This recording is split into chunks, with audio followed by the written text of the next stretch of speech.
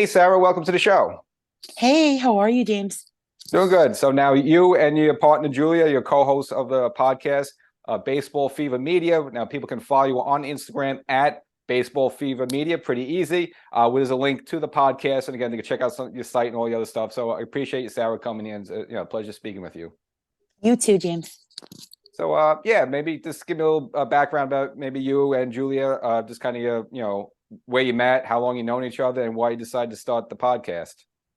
So originally it was her podcast and she ran it herself and she had guests come on and it was more of like a regular thing that she did before she started her softball in college. And we actually met through Twitter in a Yankees, club media page. And she told me about herself.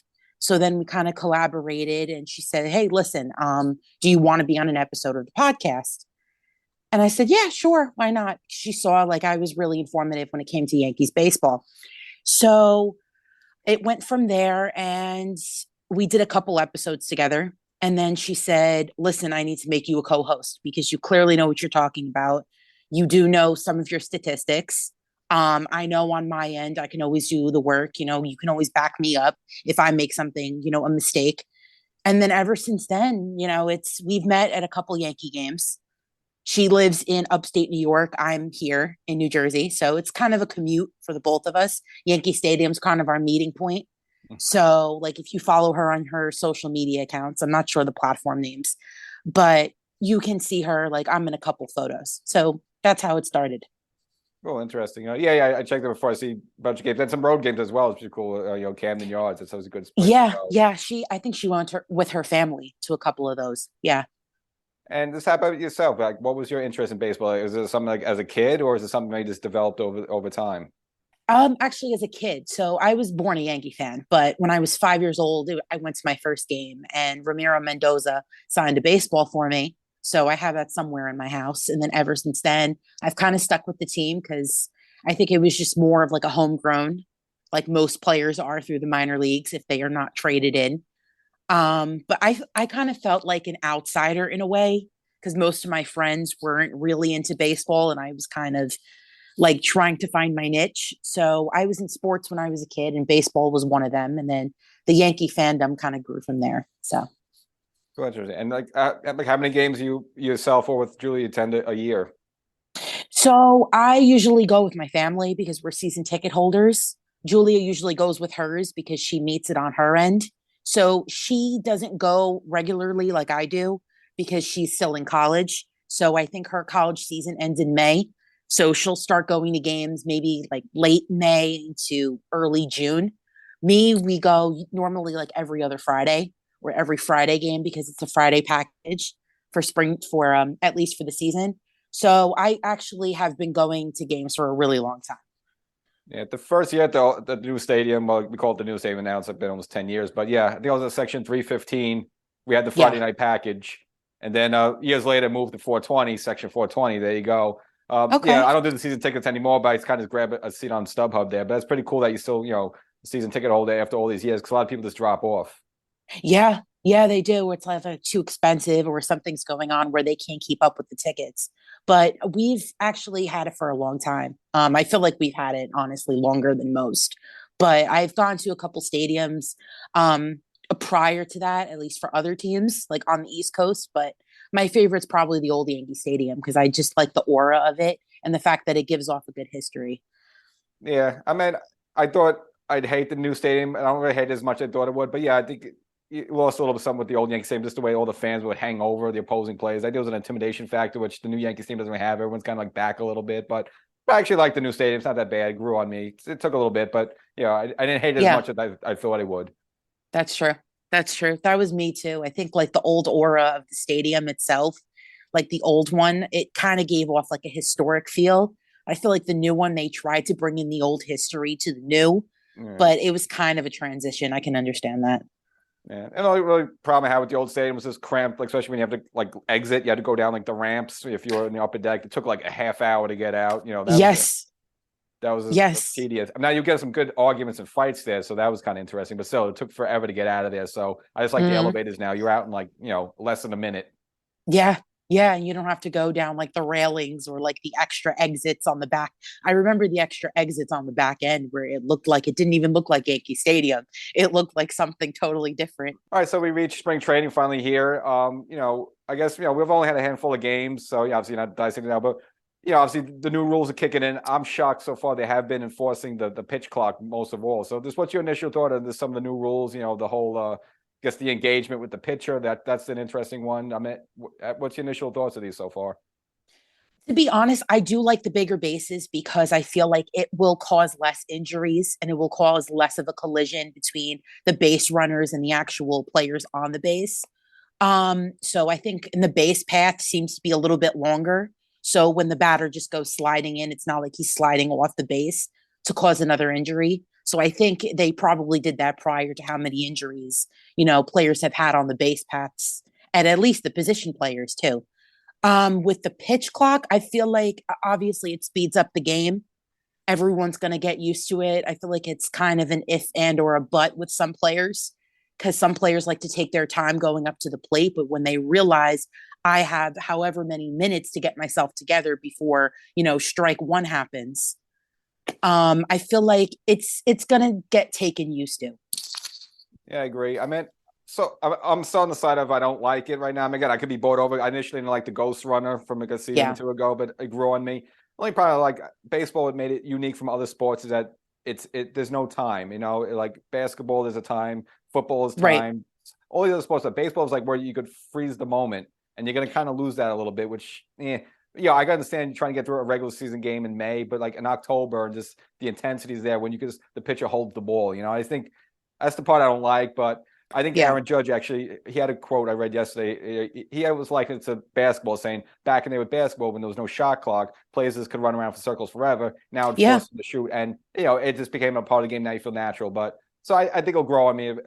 So I don't really love it right now, but I think it will grow on me over time. It's going to take like a couple months getting used to. So when the pitchers and like the catchers try to get on the same page, because I know there's a couple teams who are going to take longer to adjust to it, but I feel like the Yankees are going to be okay with it. And as for the bigger bases, I think also it helps at first base where you have a lot of like, bang bang Yeah. plays at first and the runners coming in there, and so many first basemen get their like wrists and their hands like jammed by a runner coming in. So I Yeah. think it should also save something. And it's actually, speaking of Aaron Judge, someone mentioned funny with the bigger bases, he's like 6'7". So if he wants to Yes. slide in now and hands first, it's gonna be easier for him to grab a bag. So, this guy, the tall guys like that. Yeah. Yeah. With him and Stanton, I feel like because they usually just slide feet first, or sometimes if it's head first, if it's rushed. But now I feel like there's more room. So they're like on the outer side of the base. And then, the position player would be on the inner side to at least try to position the ball to where they could get the out, or at least whatever Yeah. happens, happens. The only confused I think is gonna be during the scene is like keeping track of all the engagements with the pitchers. Like, did he step Yeah. off? Did he throw over? That. In fact, the umpires. I know umpires are gonna miss it. Like someone's gonna violate the rule. The umpire's probably not gonna catch it because they're still learning this stuff. So I think that's Right. the only one where it's still gonna that might actually make the game longer when they're trying to huddle decide how many times did he throw over. I'm not sure. Hey Bob, what do you know about that? Blah blah blah. Yes, that's what it is. And I feel like it's trying to like keep up with what the umpire's saying or what the position players are saying, because there could be a lot of stuff going on in the infield that the outfielders really don't have control of. So it's more of like what the umpire sees, rather than let's see the pitcher had a balk or something happened. But at the same time, it's like, what can you do? Yeah. And I think also that's why another one of the new rules is going to be the umpire is going to have microphones. So it's like, hey, instead of huddling, they just might go, hey, did you see that? No, okay, fine. It's like, so I think it's quick messaging. So that might be the way to offset any time wasted deciding that. Yeah. So Mr. Judge again discussing him. So you as a Yankee fan, were you nervous that he wasn't coming back? Because it looked like maybe the Giants were going to steal him like late in the game there. Yeah, I was kind of nervous. To be honest, my friend was freaking out. She texted me and she was like, "Did you see the update on Judge?" I said, "Oh God, no. What's the update?" So then a couple minutes later is when John Heyman came out with it, because I got the delay on my phone because I just updated my phone. And everyone got the update before I did. So I was like freaking out. I was like, "What the heck is this update?" So of course I went on Twitter and I looked at it and I was like, "Oh my God." But then I took like a quick look and I was like, "Okay, this is not good. Like, where's he going? Like, where's the money? And then I was sitting there thinking, like, Arson Judge. What? Hmm. I was like, is there a typo? So then I saw Heyman took it down and then put it up. He's like, my apologies. I was like, good job, dude. Good job.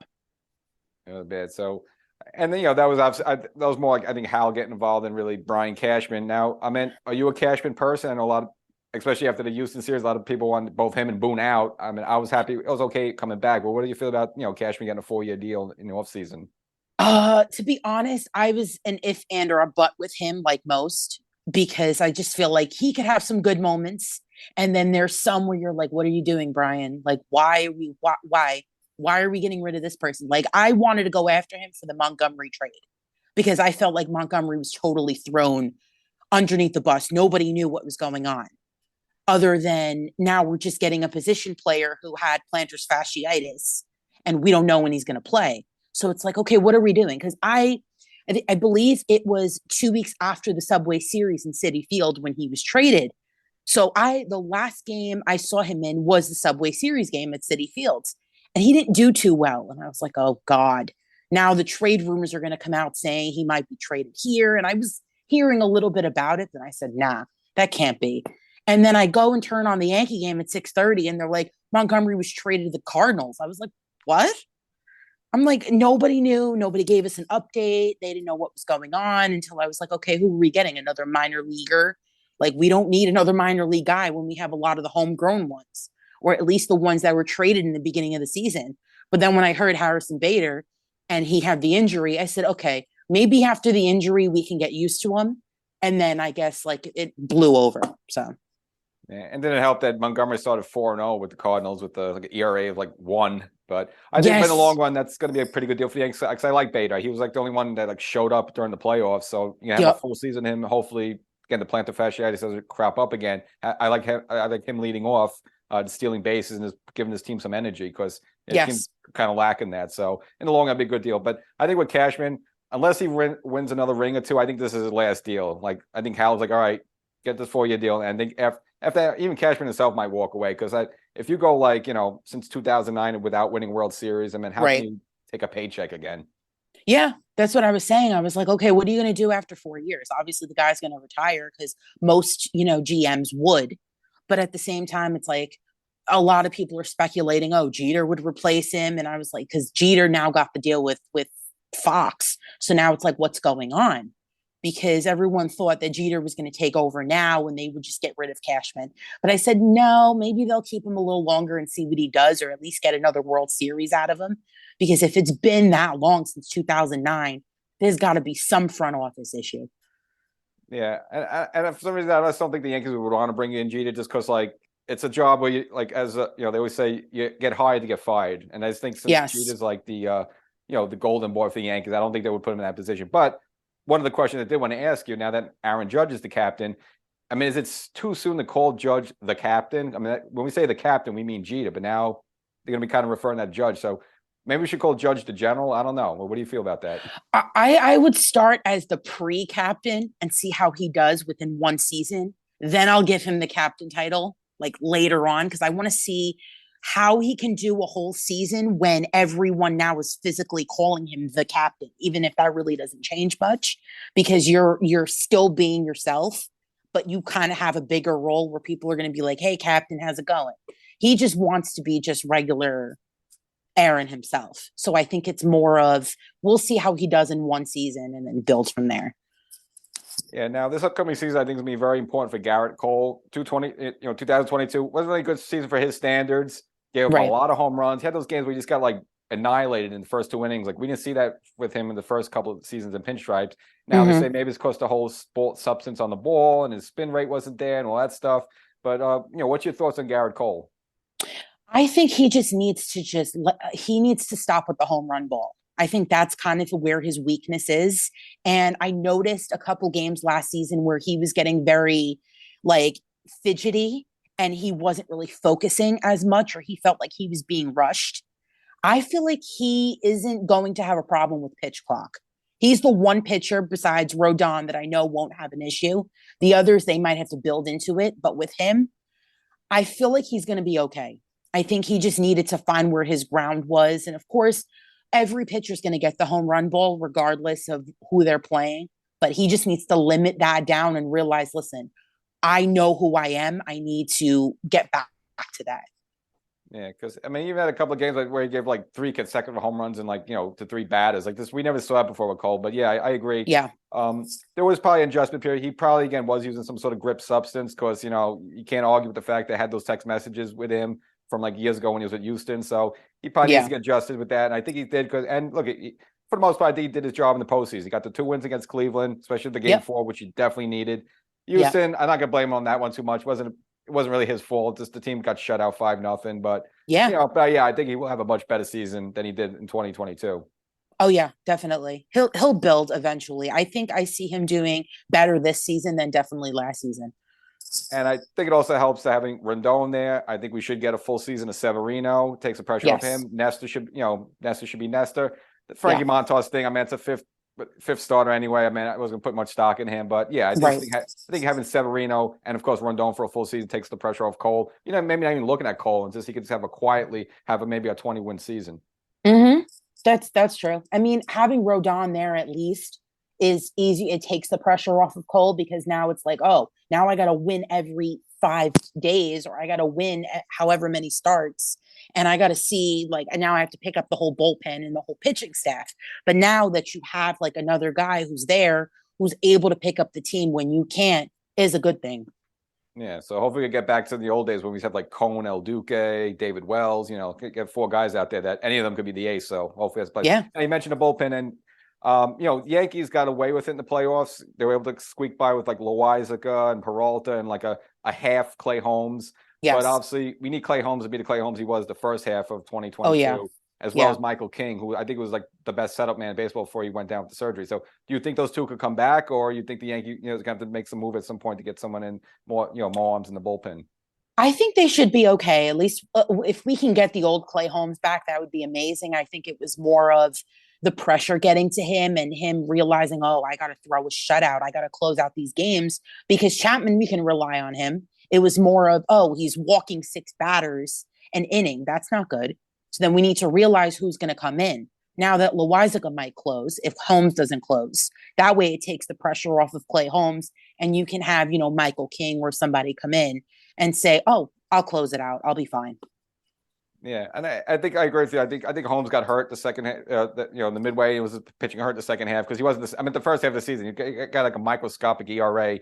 And even if you take when Cashman first got him from Pittsburgh, the second half of 2021, he was good. So there's a long body of work that this is a good guy. So I just think the fact that in the playoffs, which is amazing, Game 3 in the divisional series, that Boone went to Clark Schmidt instead of him because I didn't want to pitch him 2 days in a row. I mean, that speaks volumes. This is the playoffs, and he couldn't go. So Clay Holmes is definitely hurt. So I think he does come back. And again, it'll just be gravy if King can return to his form last season and have those 2 guys at the back end of the bullpen. And in fact, we don't have Chapman anymore blowing games. That in itself, by him not even being here, that's like a victory.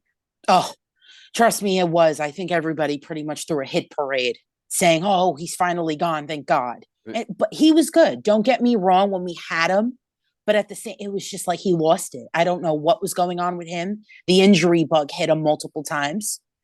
And then the whole tattoo situation kind of ruined it towards the end of last season when we physically needed him. So now I feel like, listen, Kansas City, you can have him figure it out. I don't know. Trade him off somewhere if you need to. But thank God he's out of our hands because we just can't deal with that nonsense anymore. Yeah, I agree with you because I did an audio. Yeah, I have an audio podcast version of the show, and I kind of did on Chapman. And I said mostly good stuff from him. It's just the past 2 seasons he just I don't know. He lost. It seemed like he only lost a mile or 2 off the fastball. But if you could throw 99, you could still be able to. But he was never able to like readjust, and then he's just out there sweating and throwing these little sliders and off-speed pitches that terrible. And at that point, it just became predictable. Yeah. I kind of knew he was on his way out too, and I was like, I don't think. And then of course, Boone gave him the boot, saying, "Listen, we don't need you." That was ridiculous. Just gave up on the team. Now, 2 other Yankees that fans kind of like blame for recent troubles. One will be Aaron Hicks, and of course Josh Donaldson. So Hicks, I mean, is there anything there that he could salvage for the season, or where do you think he's going to end up? He honestly, it's stressful having to watch him because I feel like his defense can improve if he wanted to improve, but his batting, he just needs to just stay in the box. He needs to stop stepping out when he shouldn't be, and he needs to stop waving at balls off the plate. So I feel like when he stops doing that and realizing where the ball's being thrown, he'll be fine. I feel like he just needs to just have tunnel vision and block everything out, because I felt like he totally lost that. And then he was swinging at anything near the plate. So with him, I want to see how he does the first couple weeks of the season. That will determine like what he's going to do the rest of the season. And we'll see, like, it really depends on who's going to play where. But with Donaldson, I feel like it's the same thing with Hicks. Stop swinging off the plate. Stop swinging at like whatever's in the air, because I felt like most of them were pop-up balls. They weren't really much like, I'm going to give you strike three down the plate. There was pitches to hit. They just were not making the utmost contact they should have. Yeah, I think this could be an opportunity for Hicks. I think, because a lot of other focus on some of the other players. So if he could just stay healthy and kind of, if they bat him down like 8th or 9th position with like no pressure. Right. Again, he's had some good moments with the Yankees. Like, he usually has, high base percentage. He has some home run pop, switch hitter. So there's some things there you like. It's just obviously he just can never stay healthy. Now, I don't know if his body will ever get back because he's had so many surgeries and stuff. But I'm just going to be optimistic. But maybe he just have a low key season. He's probably going to platoon a lot with Cabrera. So you're not going to ask him to take on a workload. And again, if you get a full healthy season at him, I think he could be like a 20 home run guy.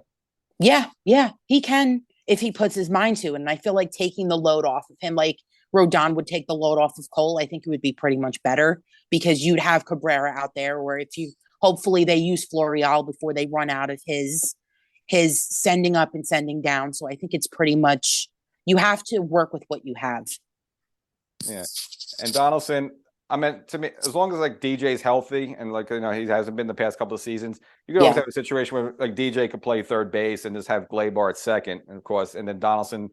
I mean, he only had this is like last year on this contract, so you could almost trade him, if or just kind of cut him, obviously, to say goodbye, because I think he has an option for next year, but there's no way the Yankees are picking that up. But I think the point is, as long as they have DJ healthy as an option at third base, and I think the Yankees are good.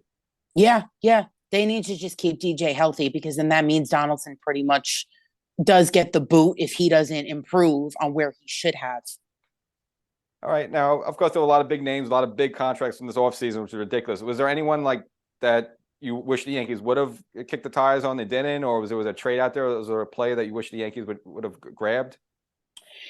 To be honest, I really, really wish they would have gotten Dansby Swanson. I know he was not really interested in staying with the American League, or trying to get into the American League.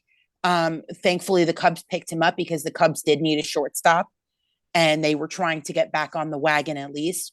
Benintendi, I feel like they should have kept. I really think they should have kept Benintendi, because it would have worked. But it was actually during the time of, are we going to keep Judge? Is Judge going to go to the Giants? What are we going to do? So I feel like that conflicted with trying to keep Benintendi. So I think those are the two. Yeah, and this kind of goes back to Cashman. He has his good moments and bad moments. That was a great pickup. I mean, gave up relatively nothing. You get a player hitting, 320 at the time. Not much home run, but a good contact hitter. And then, of course, a couple of weeks it goes down with the wrist injury. It's just bad luck for the Yankee team. Right. It was. And he's a good player. I'm not going to lie. Benintendi's a great player. And I know the White Sox are going to do well with him. But at the same time, it's like you kind of could have kept him, but we kind of just had Judge in our peripheral tunnel vision, not really forgetting about everybody else. But it was more of, no, we need to lock Judge down before we can make any other moves. I think that was the only problem. And another interesting season, I think, is going to be for Gleyber Torres. I think he had an okay 2022. It kind of started off good, and a little disappointment, but you think he's in the long-term Yankee plans, or this kind of like once his contract's up, they'll let him walk and try to find an opportunity for like Peraza or Cabrera to kind of take his place? I feel like he's okay for now. I want to see what he does for a full season again. Try to see where he's the type of person that I feel like just changes his swing based on his mood. Because I noticed in 2019, he was very off the plate consistent, where he got all those home runs and he was able to have his head in there. But I felt like the last couple seasons, it was more of he's got the up and down all the time. It's more of you have to stay in the box a little bit longer and stop swinging at stuff off the plate, which causes less pop-ups.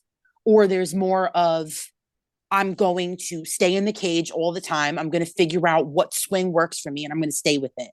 I felt like he was just feeding off of what everyone else was saying about him rather than I'm Gleyber Torres. I need to have my own swing, not what someone else is telling me. I like that he bounced back a little bit last season, but I don't think he's going to be in the long-term Yankee plans unless he has a great season.